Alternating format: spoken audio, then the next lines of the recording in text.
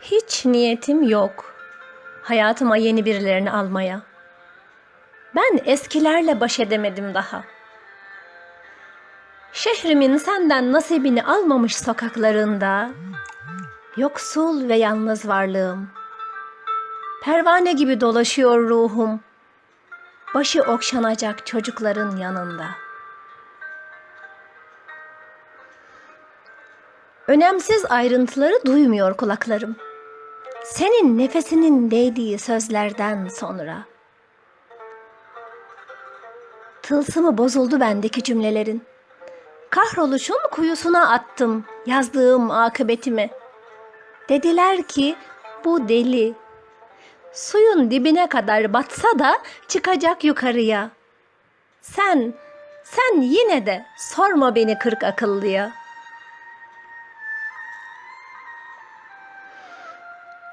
Lisanı yürekçiyi yazdıkça kalemim, ne zaman ki vuslata geldi, tükendim. Tarifini bilmediğimdendir ki, işte budur diyemedim.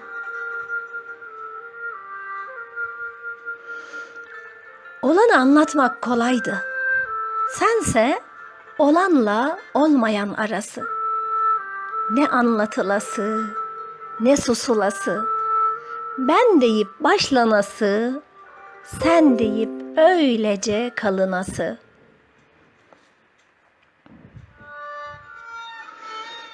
Yürekçe lisanının ustasıyım diye övünürken, yetmeyen sözcükler ve kekeme ben. Gölgemi ayak seslerin takip ederken, vermedim sana ait bir tek sırrımı. Sen yalanların ustası, ben inanmanın çırağı. Ne olur kandırmaya meyletme beni. Sen geçmişimin geçmeyen tek karesi. Söyle gözlerin gelmesin peşimden. Bir anlık tebessüm oluyorsun puslu perdeme. Büyüsünü yitirmeyen satırlarıma sığdıramadığım sevdam. Hasretin ipi ellerinde. İster sal uçur, ister çek öldür. Yine de acımın zerresini vermem kimseye.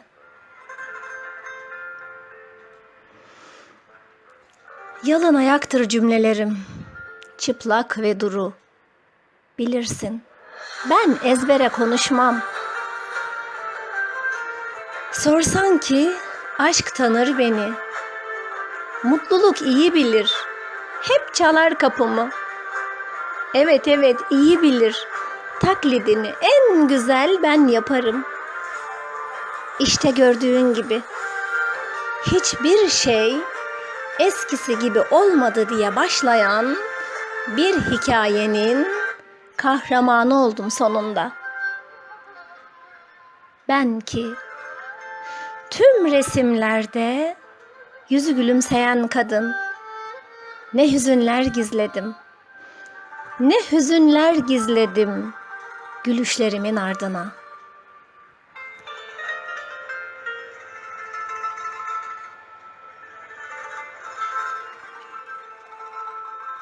Şiir ve yorum Hatice Türkmen Yurtseven.